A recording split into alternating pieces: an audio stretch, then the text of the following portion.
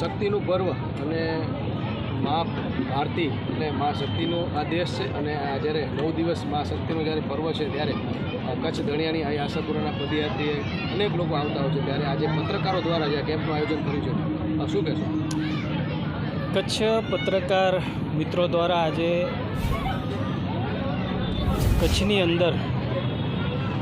સરસ મજાના પદયાત્રી કેમ્પનું આયોજન કરવામાં આવ્યું છે અને જેને આજે ખુલ્લો મૂકવામાં આવ્યો હતો. પત્રકાર મિત્રો થોડાક દિવસો પહેલાં ગણેશ ઉત્સવનું પણ આયોજન કર્યું હતું અને આજે જે સૌ મિત્રો છે એમાં વિશેષ મયુરભાઈ, મુનાભાઈ, એમની આખી ટીમ, બધા જ મિત્રો થોડાક દિવસો પહેલાં એમનો ફોન આવ્યો હતો કે સરસ આયોજન દર વર્ષે કરી છે અને આ વર્ષે પણ કરી છે, તમે આવજો. આજે જેમ હમણાં વાત કરી એ રીતે આરાધના અને શક્તિનું પર્વ, જેમ જમલસિંહ બાપુ હમણાં કીધું એ રીતે જ્યારે આ પર્વની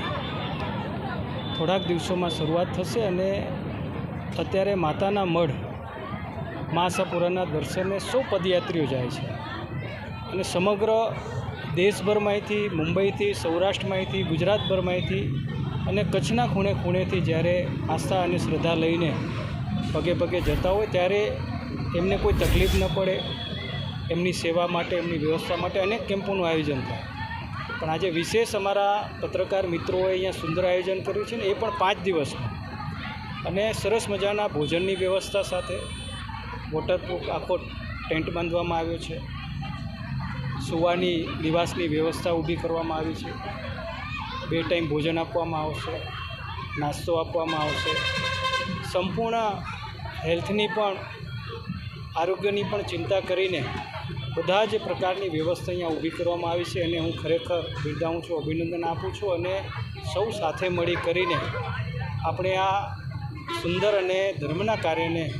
આપણે સફળતાપૂર્વક પાર પાડીએ. ફરી એકવાર હું મારા તમામ કચ્છના પત્રકાર મિત્રોને ખૂબ મારે હૃદયપૂર્વકની શુભકામના પાઠવું છું.